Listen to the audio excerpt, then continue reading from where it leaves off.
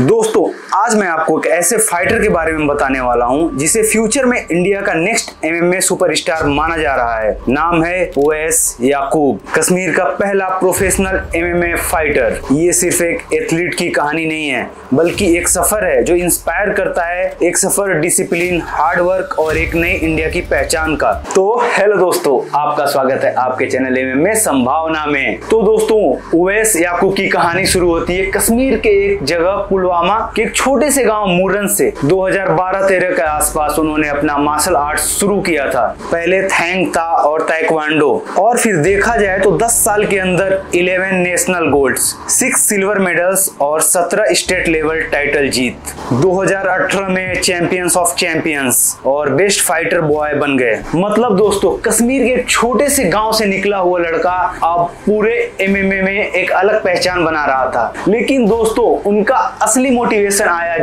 जब उन्होंने यूएफसी में खबीब और कॉनर की फाइट देखी। तो जब खबीब को लड़ते हुए देखा तो उनका सबसे बड़ा मोटिवेशन वहां से शुरू हुआ और ओवैस ने सोच लिया कि मुझे भी एमएमए में अपना कैरियर बनाना है। लेकिन सफर आसान नहीं था। अमेच्योर लेवल पे 21 फाइट्स खेली, 3 नेशनल एमएमए टाइटल जीते और एमएफएन कंटेंडर सीरीज में एक ही रात में 5 फाइट जीत के प्रोफेशनल कॉन्ट्रैक्ट मिला। इमेजिन करो दोस्तों, एक ही रात में 5 जीत। दोस्तों एक वक्त था जब ओवैस निगेटिव चीजों में इन्वॉल्व हो गए थे, जैसे स्टोन पेल्टिंग तक करते थे, लेकिन उनको सही टाइम पे सही गाइडेंस मिली और वो मार्शल आर्ट्स की तरफ डेडिकेटली आ गए। और इतना डेडिकेट हो गए वो खुद की अपनी Lions Den martial arts academy चलाते हैं पुलवामा में। और दोस्तों वो नए फाइटर्स को ट्रेनिंग देते हैं कि अगली जनरेशन और ज्यादा अच्छे से प्रिपेयर होके निकले। और दोस्तों ओवैस याकूब की जर्नी भी बहुत इंस्पायरिंग है। वो इंडिया के अलग अलग जगह पे अलग अलग कैंप में ट्रेन हुए, फिर इंडोनेशिया के सोमा फाइट क्लब में मुआय थाई और ग्रैपलिंग सीखा,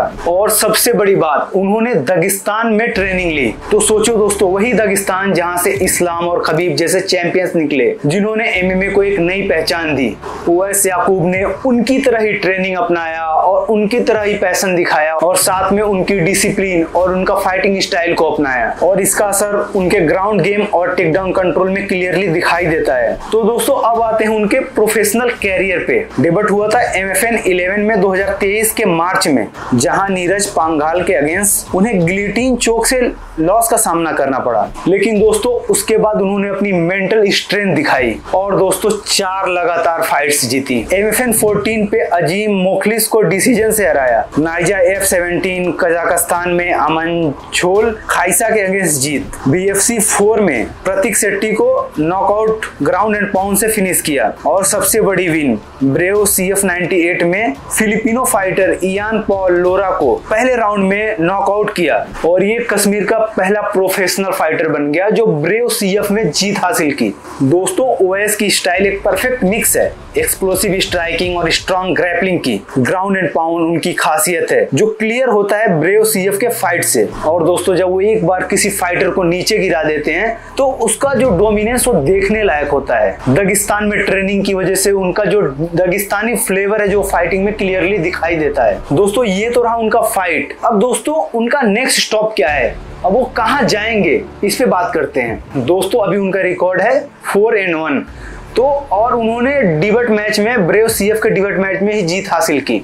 दोस्तों अब उनका नेक्स्ट टारगेट होगा ब्रेव CF में ही एक बड़ी फिनिश हासिल करना, ताकि उनका यूएफसी तक का रास्ता और भी आसान हो जाए। दोस्तों उनका एक्सपीरियंस और उनकी डेडिकेशन देखो तो लगता है कि वो दिन दूर नहीं जब यूएफसी के केज में एक कश्मीरी लड़का इंडिया का नाम रोशन करेगा। दोस्तों ओवैस याकूब सिर्फ एक फाइटर नहीं, एक नाम है, एक पहचान है और एक मैसेज है। मैसेज की छोटे गांव से आने वाले लड़का भी अगर मेहनत करे तो दुनिया के स्टेज पर अपना नाम बना सकता है। और दोस्तों ये है इंडिया का नेक्स्ट एमएमए होप, कश्मीर का फाइटर ओवैस याकूब। तो दोस्तों ये रहा मेरा वीडियो, लेकिन आप लोगों को क्या लगता है, क्या ओवैस याकूब यूएफसी में जा सकता है? अपने थॉट्स कमेंट में जरूर बताओ। अगर वीडियो अच्छा लगता है तो लाइक करो, अगर वीडियो अच्छा नहीं लगता तो डिसलाइक करो। बाकी कंटेंट पसंद आ रहा है तो सब्सक्राइब करो। मिलते हैं ऐसे अच्छे वीडियोस के साथ, तब तक के लिए बाय बाय।